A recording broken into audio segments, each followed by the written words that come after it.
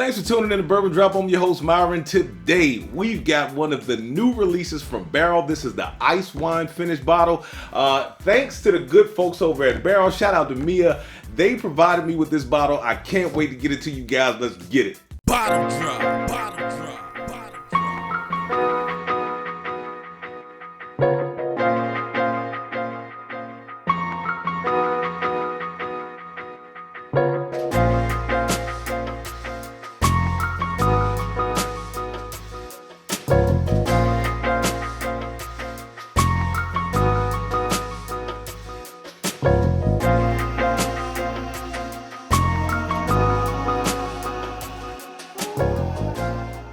Now, even though they provided me with this bottle, that is no reason for me to give some type of weird review saying that I love it when I don't. I'm always going to give you the truth. I'm going to keep it real, keep it 100 all the time. I did not like the price on the 5-year, and I did mention that in the video. I thought it was a good bottle. I just didn't like the price on it. However, things are going up. Also, the Dovetail. I was not a big fan of the Dovetail until I started pairing it with cigars. Now, I paired it with a Padron 1964. I also think that thing is a do-it-all. So that I think that stick can go with any of them out there, but this thing right here paired with it went so well. However, I've been trying to pair this thing. I've been trying to pair it. So far, I haven't had any luck. I think I'm gonna have some luck tonight. I've got an Oliva. This is just a regular shade grown Connecticut. I am not the biggest fan of shade growns, but after lighting this stick up one time, man, it actually has some good flavor, and I was really digging it. Kind of like the Rose of Sharon. But anyway, can't wait to get this thing paired tonight. So once I get out of here, I've got one more review to shoot. We're going to get that thing shot. But even though it says 5 years on the front of the bottle, and yes, it does come in at $79.99. Even though it says 5 years on the front of the bottle, there is a ton of different whiskey from different places and different ages in this bottle. So I'm going to read them off to you. We've got 5 and 8 year from Kentucky. Indiana, we've got 5, 6, 7, 8, 9, and 11. We've got Tennessee 9 and 15, and then we've got Wyoming. We've got 9 years old. Now the mash bill on the back of the bottle says 71% corn. There's 24% rye, 4% malted barley, and 1% wheat. So I guess you could technically call it, you know, a 4 grain since it's got 4 grains in it, but it's blended very well. All right, I'm gonna get this thing on the nose. Like as I said, I have been getting into this bottle, trying to pair it with different sticks, just trying to see which one I like it with. So far, so good. Like I said, I haven't had any luck with the sticks, but as far as the whiskey goes, so far so good. All right, let's get into the nose. Oh, that's a very fruit-forward nose. It's a very light, bright fruit. It almost smells like, and this might sound weird, like a fresh apple. Like when you bite into a fresh apple, not just like a sour green apple, like sour green Jolly Ranchers, like a fresh apple. Very sweet on the nose, a little bit of floral notes, and a little bit of ethanol. All right, let's get it into the palate.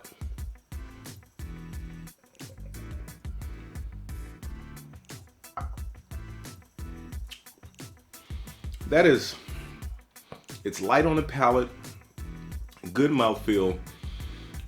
It's got a really nice light brightness on the palate. It's got a lot of honey on the palate. I know people, when you think of honey, you think of thick and rich. It's got a nice mouthfeel on the palate. It's kind of creamy. It's got this very pronounced honey note. It's not finished in any honey. That's that ice wine coming through, and I'll get into that in a minute. But it's got like this really nice honey note, a slight bit of a raisin note. Now the notes that Barrell has on their website says, I think golden raisins, and I can see that. I do pick up like golden raisins in that thing. Peppery along the back, no leather, little bit of like I said, peppery, spicy, a little bit of char just on the very back of the palate, and that's pretty much it. Now let's get into ice wine, because ice wine is different. Ice wine is kind of like Tokai wine, where the Tokai wine has a fungus that grows on it that causes those sugars to condense. Ice wine is a little different in they harvest the grapes while they're frozen on the vine. So that water freezes, but the solid and the sugars don't freeze. So when they go to press those grapes so they can get the juice out of them so that they can ferment it, that juice is super sweet. Now, that really shines and comes across on this whiskey right here. Let's get back into the nose one more time. Oh, that's nice. That is a beautiful nose. It's so light, so bright, so fruit forward. Now I'm picking up more pepper in the nose. That's a really nice nose, man. If you were to take and put, I would say like maybe some peaches, maybe apricots, maybe some cream, mix it together, that would be the nose on this thing. And like I said, the deeper you get in the glass, the more you start to get that peppery note. Maybe you can call that a touch of oak. All right, let's get back into the palate one more time.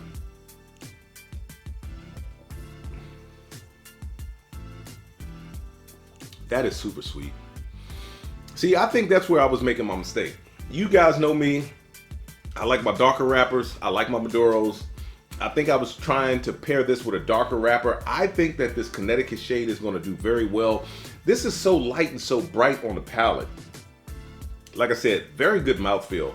But those honey notes that come across, that like golden raisin note that Barrell had in their description comes across. I think that's going to pair really well. I can't wait to get outside and get that thing. All right, if you don't know by now, head on over to Patreon. Yes, I do have a Patreon now. Also, you can get these Bourbon Drop glasses. The description is in the link below. The Bourbon Drop store where you can get merch when I got the merch up. But right now, I've only got the glasses on there. Prices have been slashed. Check that out. Also, don't forget about the Westward picks. We still have those Westward picks. They are going, but we still have some available. All right, let's get back to this barrel right here. You guys know I wasn't that excited about the price on the 5-year. All right. This right here, $79.99. I'm going to get into it in a breakdown, but that is a little steep. However, for what you're getting with all of those ages in the blend, I think it might be worth it. Let's get into the breakdown. So, is this worth the chase? I'm going to have to say no. Unless you like super sweet stuff. Like Barrell always puts together one hell of a product. With all of those barrels in the mix, and to blend it and still have something that tastes this sweet and this good, they did a hell of a job. Now, I've tried to blend whiskey before. I told you guys before, I've entered blend competitions. I've yet to be successful. And that's like the first time I blended was like 10 or 12. And then the second time I blended, which is like, I think I put 5 in there. So, but the first blend, it had a decent nose, but it left a funky, weird aftertaste. This does none of that. This does none of that. So kudos to the people over at Barrell for the blend that they put together. But no, it's not worth the chase, man. I'm not going to run from store to store looking for a bottle of this. Is it good? Yes. If you are a guy who really likes sweet and finished products, I suggest that you at least give it a try, especially if you like to start pairing your whiskey. Also, I can't believe that I missed an email to be able to review batch 36. I am pissed. I am pissed. Yeah, they sent me an email. I never responded to the email, so I was never able to review batch 36, and I'm kicking myself in the butt. Anyway, let's get back to this bottle right here. So the ice wine finish, is it worth retail? With all of those whiskeys in there, I know it says 5 years on the front. Do not be fooled by that. I think it is worth it. I do. I think it is worth it. If you are a guy who likes to pair whiskeys with sticks, man, I think that $79.99 is definitely worth it. Who is it for? It's got a little bit of proof, but it's very sweet, very light, very refreshing on the palate. At 106.52 proof, I'm definitely not giving it to a new bourbon drinker. I would still stick with an intermediate bourbon drinker. Maybe someone who's a little more polished than a new bourbon drinker. Maybe, give it to them. Those guys who kind of hover around that, I'd say 100 proof point. Give it to those guys and see how they feel about it. But it does have a little bit of spice, like I said, on the back, a little bit of that black pepper. So I definitely wouldn't give it to a new bourbon drinker, but intermediate to experienced bourbon drinker and someone who likes to pair whiskeys all day long. Will it always be on the bar? Now, this is where it gets a little tricky. So I tried to keep this one around. Once I was able to pair it. It was a little hard. Now, I told you guys before, I was not the biggest fan of Dovetail until I started pairing it.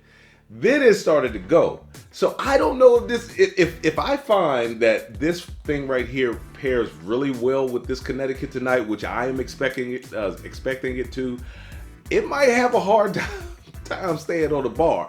Will I go out and buy another one? I kind of got to be in the mood. You guys know me. I'm not a big fan of the finished stuff. So if I run low on it and, you know, I definitely need something different depending on how good it pairs tonight, then I'll pick up another one. Other than that, probably not. And with that being said, let the whiskey float. Never run out unless you head it to a drop. Until next time.